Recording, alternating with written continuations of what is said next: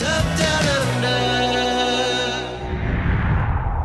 ladies and gentlemen, here at this year's Victorian Caravan and Camping Show 2015 at the brand new location here at the Royal Melbourne Showgrounds, I'm here with Tom Smith, who is the CEO of Echuca Moama Tourism. Everybody give Tom a round of applause. Yeah. Absolutely deafening. It is deafening, mate. Deafening. Yeah, so you got one of the early runs. They're all starting to warm up. As it'll be a bit busy around here about lunchtime, I reckon. They serve alcohol? I don't know, actually. I'm sure there's who knows? Who you knows? know what? If there is a bar here, I'll find it. So at some point. So Great setting, though, isn't it? The Royal Melbourne Showgrounds. it is, and we're actually very lucky to be here, right under the big pie, right next to all the food. It's amazing the amount of food vendors who've actually said, "Listen, mate, if you give us a little plug around lunchtime, we can feed you and the crew free pies." And I think the Danish pastries were on the menu too. So there you go, 2 plugs so far. Very Maybe good. We'll so come back around lunchtime, mate. I'll get you a gourmet I look sausage. forward to that, right under the big pie. Right under the big pie. So, Tom, you're actually the CEO of, obviously, Echuca Moama Tourism, part of the Murray Tourism Group. Yeah, we're here as part of the Murray, so we're talking about from Mildura through to Albury-Wodonga, so it's a fair stretch of river, but we're the Just Echuca a bit. Just Yeah, a bit, but the Echuca Moama region is probably the closest destination on the river to Melbourne, so that gives us a few advantages over some of the other areas, so people can easily get from Melbourne up into Echuca Moama and enjoy what we've got to offer up there. Yeah, what's the drive time? If I left from here right now, how long would it take me to get up to Echuca Moama? Yeah, the traffic running with you, you'll do 2.5 hours, 2:45. Well, that's not a really long drive, and most caravanners like to keep it to 2-3 hours Yep. a day if they're going to do it. Yeah. So and you can actually, if you're airport, so if you're coming from interstate, slip into Melbourne Airport, leave the van at home, stay at one of the parks there overnight if you want. get a and nice little cabin for yourself. absolutely, and then just head the quick 2.5 hours or 2 hours from the airport up to Echuca Moama. So perfect. 2 hours, nice and easy. So, obviously, we've talked about a few things. We had a little bit of a prep, guys, just for anyone wanted to know, just because we wanted to make sure we got everything out. Part of it's a migrational thing, though, isn't it? So they come down.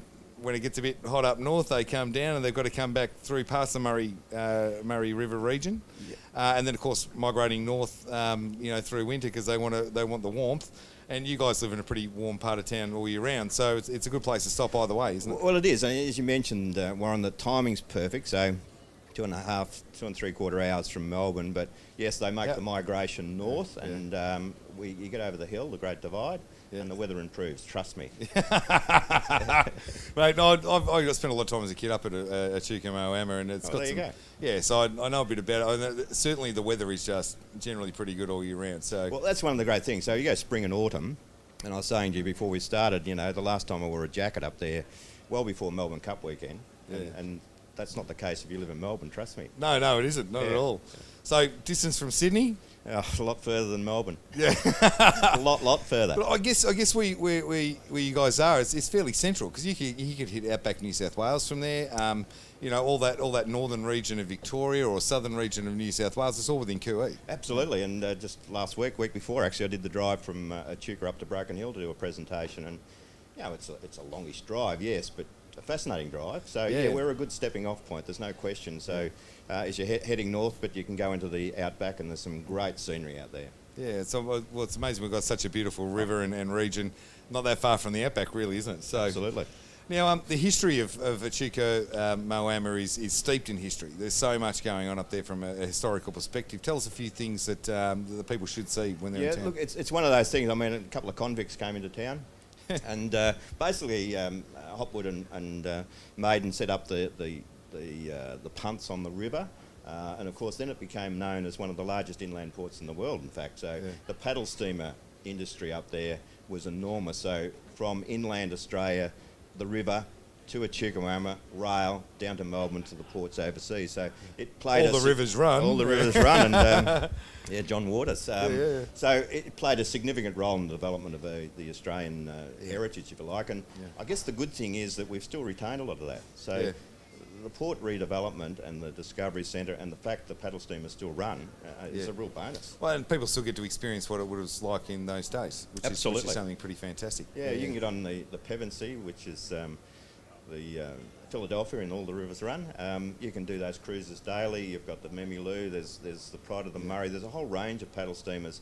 It's the largest fleet of paddle steamers in the country. Did I hear you say something about where there's one for sale at the moment? Yeah, there is actually. If anyone's interested in buying one for a substantial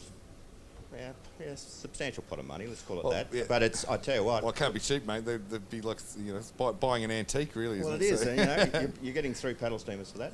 Wow. You're getting a business. And what a lifestyle. And what a place to live. Yeah, what a lifestyle. Yeah, absolutely. So, if anyone's interested, Grey White Real Estate in Echuca. Yep, check it out if you want to get into the paddle steamer business. A lot of our guys, a lot of the caravanners, sometimes they just want a bit of a sea change, and we see a lot of them going to managed parks and stuff like that. Right. But why not paddle steamers? Absolutely. We could do all of that. So you've also got some pretty exciting events that happen all year round. Now I know of the Southern 80 firsthand because I've been up there to see it.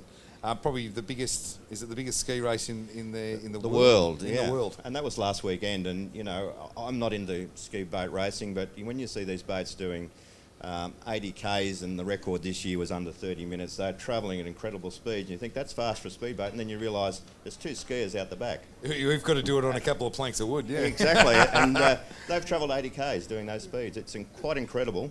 Yeah. And that is, as I say, last weekend a major event. And this weekend we changed tact, if you like. We go a bit more relaxed and low-key with the Riverboats Music Festival, which is an incredible event.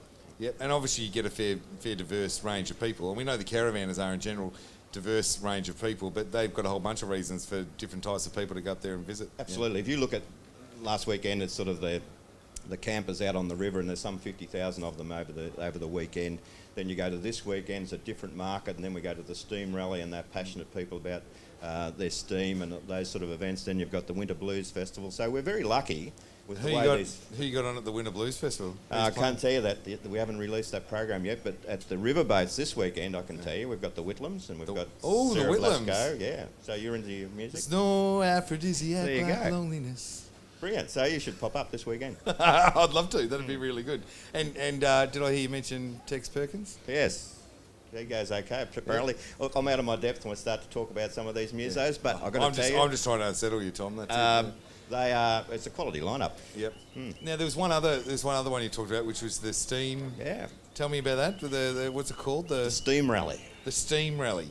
What is a Steam Rally? Well, it's where the people who are interested in steam come together for a weekend of showing their toys and their big steam engines and the little steam engines, anything to do with steam, it'll be there. And I've got to tell you, they come from all around Australia. Too. So there'll be a lot of history involved in that. Absolutely. As well as people making their own bits and pieces to... The restoration work is quite incredible. So, some of these old tractors and cars and whatever that run by steam, people have put hundreds of hours into it, and so they bring them along exhibits. So that's a fascinating one because it does bring people from all around Australia. It's probably known as one of the biggest steam rallies in the country. Wow.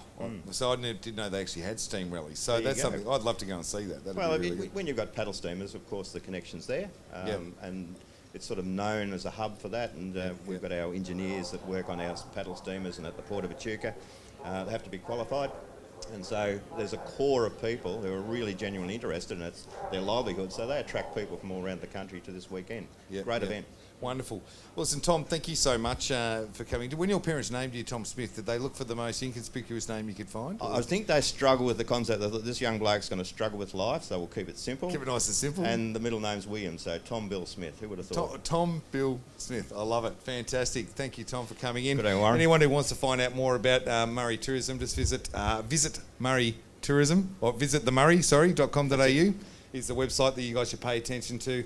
Stick around, folks, if you can. If you guys are around the show today and you want to drop in, just keep dropping in here. There's going to be lots of different people on the stage, a little bit of music at different times, and it's a great place to keep out of the heat and the sun.